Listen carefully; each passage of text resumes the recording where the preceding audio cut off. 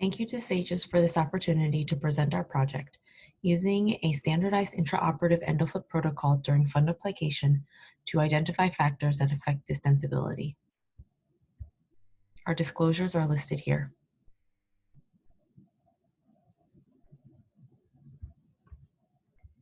The endoluminal functional lumen imaging probe is a balloon-based catheter that uses impedance planimetry to objectively evaluate the geometry of any sphincter in the GI tract.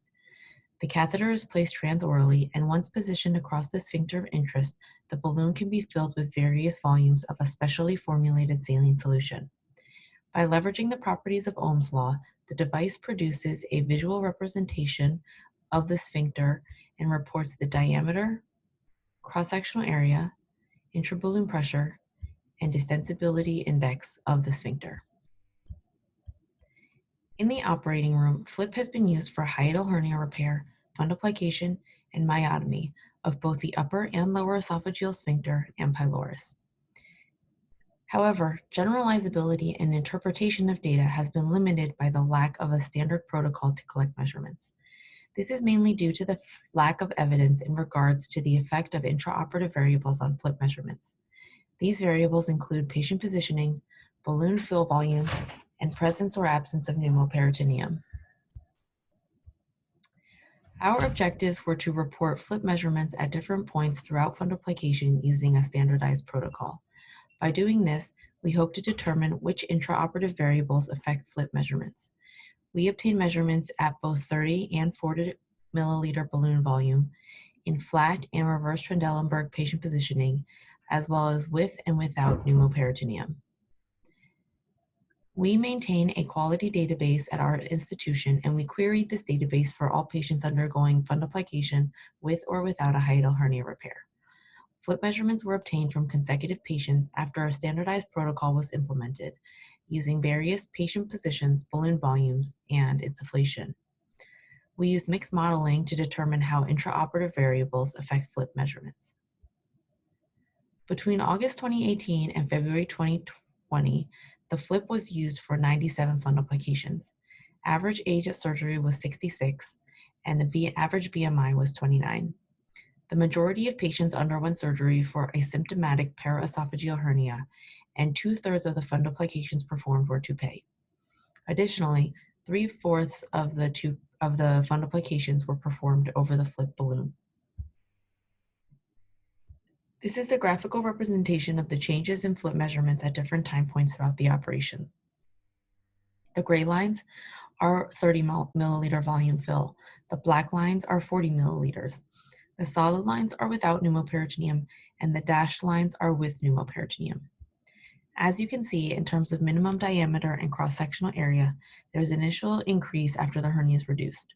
Following crural closure, there is a large decrease, then a slight increase after fundoplication. When looking at intraballoon pressure, you can see that the presence or absence of insufflation has a large effect on the intraballoon pressure measurement. This translates into an overall effect on the distensibility index. Again, you can see a slight increase after hernia reduction, a slight decrease after crural closure, and then again a small increase after fundoplication, likely due to the dilating effects of the bougie or FLIP balloon. Multivariable analysis was used to look at how intraoperative variables affect FLIP measurements. In terms of patient positioning, we found that reverse Trendelenburg resulted in a slightly higher minimum diameter, higher intraballoon pressure, and higher cross-sectional area.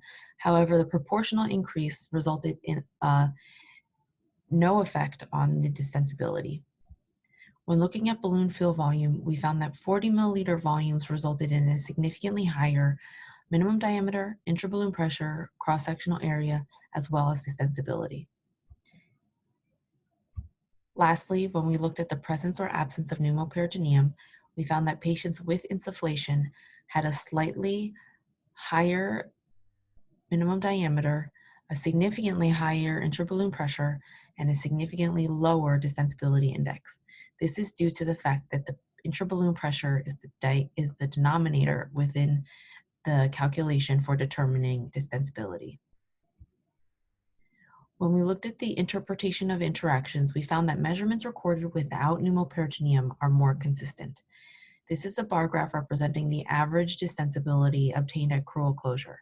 As you can see, the measurements obtained while the patient was desufflated are more consistent regardless of balloon fill volume or patient positioning. In summary, balloon volume has a significant effect on all flip parameters, including minimum diameter, cross-sectional area, intraballoon pressure, and distensibility. The presence or absence of pneumoperitoneum also has a significant effect on intraballoon pressure and therefore distensibility. Measurements obtained without pneumoperitoneum result in the most consistent distensibility and are least affected by balloon volume or patient position. In conclusion, all reported flip data should be carefully interpreted in the context of balloon volume and the presence or absence of pneumoperitoneum. We suggest a protocol in which flip measurements are obtained in reverse Trendelenburg, as this minimizes time required to obtain measurements since patients are already in reverse T. We also recommend a 40 milliliter fill volume because this ensures adequate intrabag pressure and consistency with measurements obtained during POEM. Lastly, we suggest measurements obtained without pneumoperitoneum as these provide the most consistent measurements and also provide consistency with the GI literature. Thank you for your attention and for this opportunity.